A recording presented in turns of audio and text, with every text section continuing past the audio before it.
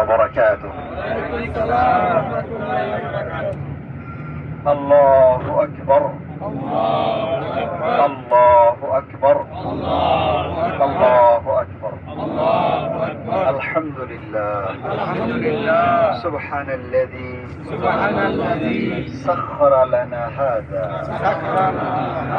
وما كنا له مقرنين وإنا إلى ربنا لمنقلبون. اللهم إنا نسألك في سفرنا هذا البر والتقوى ومن العمل ما ترضى. اللهم هون علينا سفرنا هذا وأطوي عنا بعده. اللهم أنت الصاحب في السفر والخليفة في الأهل. اللهم إني أعوذ بك من وعثاء السفر وكآبة المنظر وسوء المنقلب في المال والأهل. আলহামদুলিল্লাহ, মদিনা ছেড়ে জেদ্দার উদ্দেশ্যে আমরা রওনা দিলাম এবং সবথেকে সুন্দর বিষয় হলো যে সবাই সুস্থভাবে ঠিকঠাক মতো সবাই আমরা একসাথে ফিরতে পারছি। আলহামদুলিল্লাহ। এসেছিলাম প্রিয় রাসূল সাল্লাল্লাহু আলাইহি সাল্লামের শহরে। আসার সময় চুম্বক যেমন লোহাকে টানে, প্রত্যেকটি মুমিনের হৃদয়কে মদিনা আমাদেরকে টানে। মদিনার যে কি আকর্ষণ, মদিনার যে কি ভালোবাসা প্রত্যেকটি মুমিনের হৃদয়ে, এটা বলে বোঝানো যাবে না। যারা দ্বীন জানে, ইসলামকে যারা স্টাডি করেছে, বুঝেছে, প্রিয় রাসূল সাল্লাল্লাহু আলাইহি ওয়াসাল্লামের জীবনী সম্পর্কে যারা ধারণা রেখেছে, তারাই এটা অনুভব করতে পারে। তবে যেই টান নিয়ে, যেই ভালোবাসা নিয়ে আমরা ছুটে এসেছিলাম প্রিয় মদিনায়, ফিরে যাওয়ার সময় ঠিক এমনই একটা বেদনা হৃদয়ে জেগে উঠছে। বেদনা বিধুর একটা হৃদয়ে আমাদেরকে আবার ফিরে যেতে হচ্ছে মদিনা ছেড়ে। মন চায় না এই শহর ছেড়ে যেতে, মন চায় এখানে থেকে যেতে, মন চায় এখানকার মাটির সাথে, এখানকার পরিবেশের সাথে নিজেকে মিশিয়ে নিতে। এখানকার আবহাওয়া, এখানকার পরিবেশ, ইমানি অবস্থা সবকিছুই আমাদের জন্য অত্যন্ত প্রাসঙ্গিক এবং অনুকূল। এই পরিবেশটাই আমরা চাই সারা পৃথিবীতে। এই পরিবেশটাই চাই আমরা আমাদের গ্রামে, বন্দরে, শহরে, নগরে, সারা পৃথিবীতে। তো এই শহর ছেড়ে যেতে কষ্ট হলেও ছেড়ে তো যেতেই হবে। মন না চাইলেও, মন না মানলেও, তারপরও কর্তব্যের টানে এবং বাস্তবতার নিরিখে নিজ নিজ গন্তব্যে আমাদেরকে ফিরে যেতেই হবে। তাই আমরা ফিরে যাচ্ছি। আল্লাহর কাছে দোয়া করছি প্রিয় রাসূল সাল্লাল্লাহু আলাইহি সাল্লামকে আমরা যতটুকু ভালোবেসেছি, তার সুন্নাহকে আমরা যতটুকু ভালোবেসেছি, তার রেখে যাওয়া দ্বীনকে আমরা যতটুকু ভালোবেসেছি, হে আল্লাহ, তুমি আমাদের ভালোবাসাটা কবুল করো এবং আমাদের হৃদয়ে আরো গভীর ভালোবাসা স্থাপন করে দাও। শুধু মৌখিক ভালোবাসা চাই না, অন্তরের ভালোবাসা চাই, এবং যেই ভালোবাসা মানুষকে পরিবর্তন করে দেয় সেই ভালোবাসা চাই। শুনেছি বিভিন্ন ধর্মের মানুষেরা প্রিয় নবীর জীবনী পড়ে তাদের জীবন পাল্টে ফেলে, তাদের জীবনের গুরুত্বপূর্ণ সিদ্ধান্ত তারা নিয়ে ফেলে।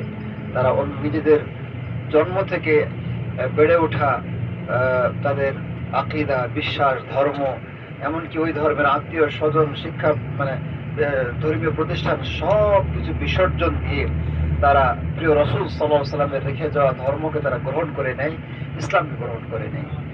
অথচ আমরা মুসলিম হয়ে অনেক সময় আমরা কি করি, শুধু মুখে মুখে ভালোবাসার কথা বলি, কিন্তু তার কোনো প্রভাব আমাদের কথায় চালচলনে হয়তো অনেক সময় দেখা যায় না।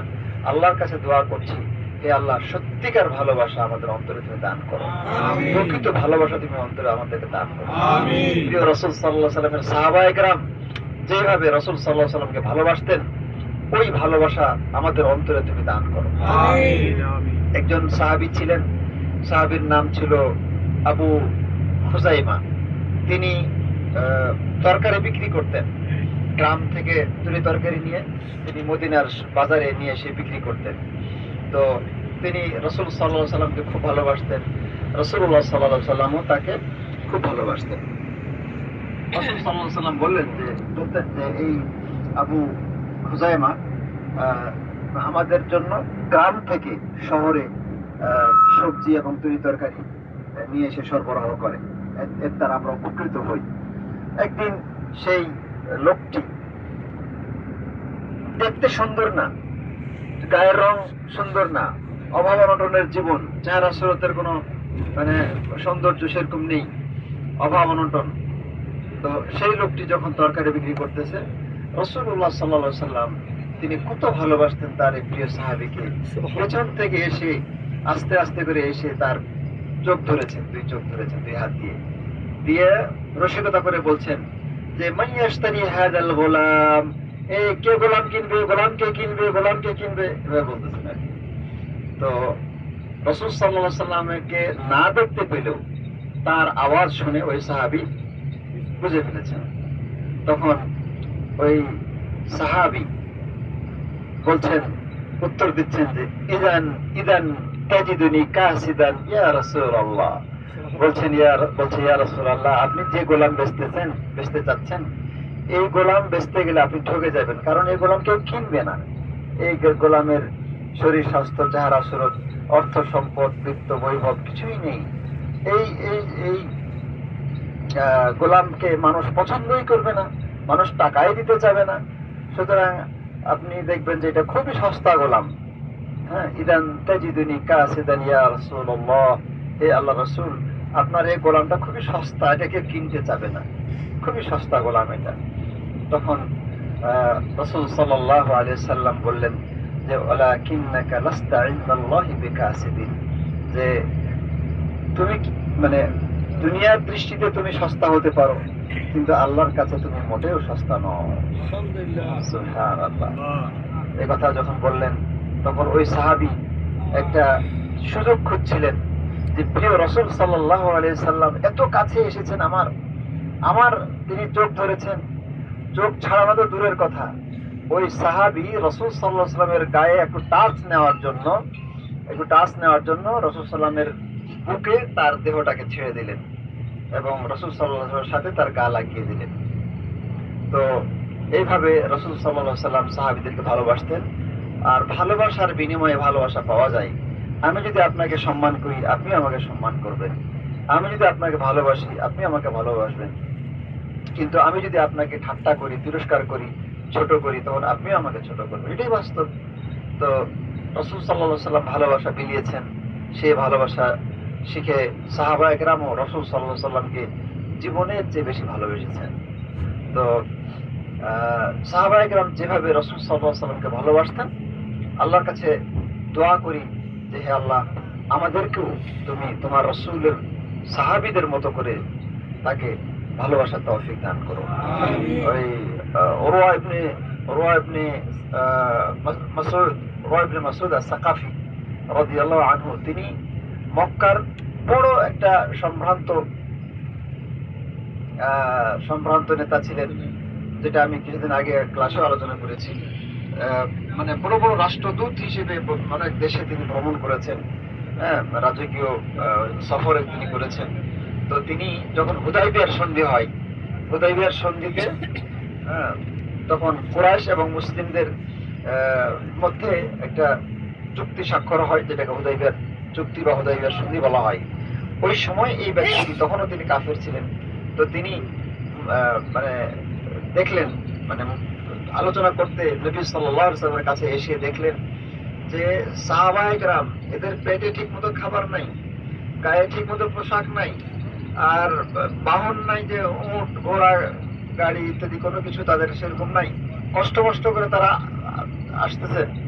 তারপরে তাদের কারো মুখে কোনো ক্লান্তি নাই, কোনো বিরক্তি নাই, অজুহাত নাই যে ইয়া রাসূলুল্লাহ আমার সিট কই, ইয়া রাসূলুল্লাহ আমি তো খাইতে পারলাম না, ইয়া রাসূলুল্লাহ আমার খানা কই, ইয়া রাসূলুল্লাহ এত কষ্ট কেন দিলেন, না, কোনো অভিযোগ নাই। বরং তারা নবী সাল্লাল্লাহু আলাইহি সাল্লাম যখন কথা বলতেন তখন সাহাবায়ে কেরাম এত নীরব হয়ে যেতেন, তাদের মানে মানে এত নীরব হয়ে যেতেন যে একটা গাছের ডালপালা নীরব থাকলে যেমন পাখি এসে বসে, ঠিক ওইরকম নীরব হয়ে তারা শুনতেন। এবং কোথাও কোথাও তিনি দেখলেন, আব্দুল্লাহ জুবাইর ইবনে উরওয়া ইবনে মাসউদ বলছেন যে এমনও দেখেছি যে রাসূল সাল্লাল্লাহু আলাইহি সাল্লাম থুতু ফেলছেন, রাসূল সাল্লাল্লাহু আলাইহি সাল্লাম থুতু ফেলছেন, সাহাবায়ে কেরাম সাইড দিবে কি থুতুটা হাতে নিয়ে গায়ে মেখে, মানে কাড়াকাড়ি করে মেখে নিতেছেন। আল্লাহ নবী সাল্লাল্লাহু আলাইহি সাল্লামের থুতুটা তারা হাতে নিয়ে গায়ে মেখে ফেলতেছেন। মানে এত মহব্বত, এত ভালোবাসা তারা রাসূল সাল্লাল্লাহু আলাইহি সাল্লামকে দিয়েছেন। আর রাসূল সাল্লাল্লাহু আলাইহি সাল্লাম যখন যা করতে বলছেন তখন তারা তাই করছে। এইসব দৃশ্য দেখে এসে ওই উরওয়া বিন মাসউদ রাদিয়াল্লাহু আনহু তখন কাফের ছিলেন ওই সময়, পরে ইসলাম গ্রহণ করেছেন। তো তিনি কুরাইশের মক্কায় ফিরে আসলেন, এসে কুরাইশ নেতাদেরকে একটা নিউজ দিলেন, বললেন যে শোনো, আমি রাষ্ট্রদূত হিসেবে পৃথিবীর বিভিন্ন দেশে ভ্রমণ করেছি। হ্যাঁ, তো মানে শাসকদেরকে তাদের অধীনস্থরা যেই ভালোবাসা সম্মান দেয়, এটা আমি দেখেছি, শুনেছি, বা আমি দেখেছি নিশ্চয় বিভিন্ন দেশে। কিন্তু মুহাম্মদ সাল্লাল্লাহু আলাইহি সাল্লাম কোনো বাদশা না, কোনো রাজা না, বরং তিনি এমন একজন মহান ব্যক্তিত্ব যে তার সঙ্গী সাথীরা রাসূল সাল্লাল্লাহু আলাইহি সাল্লামকে যতটা ভালোবাসেন পৃথিবীর কোন মানে শাসককে তার অধীনস্থরা অতটা ভালোবাসে না। আল্লাহু আকবার, কত ভালোবাসতেন। সাদ বিন আমর ইবনে সাহাবীর নাম হলো আমর ইবনে আস রাদিয়াল্লাহু তাআলা আনহু। তিনি খুব বড় দুশমনদের মধ্যে একজন ছিলেন ইসলাম গ্রহণ করার আগে, মানে আবু জাহেল টাইপের, হ্যাঁ, এই পর্যায়ের আর কি, খুব বড় শত্রুদের মধ্যে একজন ছিলেন। রাসূল সাল্লাল্লাহু আলাইহি ওয়াসাল্লামের বিরুদ্ধাচরণ যতভাবে করা যায় তিনি ততভাবে করেছেন। তারপরে আল্লাহর রহমতে হেদায়েত পেয়েছেন, তিনি ইসলাম গ্রহণ করেছেন। ইসলাম গ্রহণ করার পরে তিনি বলছেন যে ইসলাম গ্রহণ করার আগে এই জমিনের উপরে, আসমানের নিচে সব থেকে বিদঘুটে বিশ্রী খারাপ চেহারা আমার কাছে ছিল মুহাম্মদের চেহারা সাল্লাল্লাহু আলাইহি সাল্লাম। আর ইসলাম গ্রহণ করার পরে এই আসমানের নিচে জমিনের উপরে পৃথিবীর সবচাইতে মায়াবী সুন্দরতম চেহারাটি হলো এই মুহাম্মদ সাল্লাল্লাহু আলাইহি সাল্লামের চেহারা। সুবহানাল্লাহ। বলছেন যে আমি মুহাম্মদ সাল্লাল্লাহু আলাইহি সাল্লামকে কতটা ভালোবাসি আমি বোঝাতে পারবো না। আমি এতটুকু ভালোবাসি যে আমি কোনোদিন দু চোখ ভরে আমি আমার নবীর চেহারাটার দিকে তাকাইনি। কেউ যদি আমাকে জিজ্ঞেস করে যে তুমি এত ভালোবাসো, তোমার নবীর চেহারাটা কেমন, তো বলছো আমি বলতে পারবো না। কেন? বলছে আমি এত ভালোবাসি যে আমি দু চোখ ভরে তাকাইনি তার দিকে। মানে এটা ভালোবাসা এমনও হয় যে ভালোবাসার আতিশয্যে তিনি দু চোখ ভরে তাকাচ্ছেন না। আল্লাহু আকবার। এই উহুদের যুদ্ধে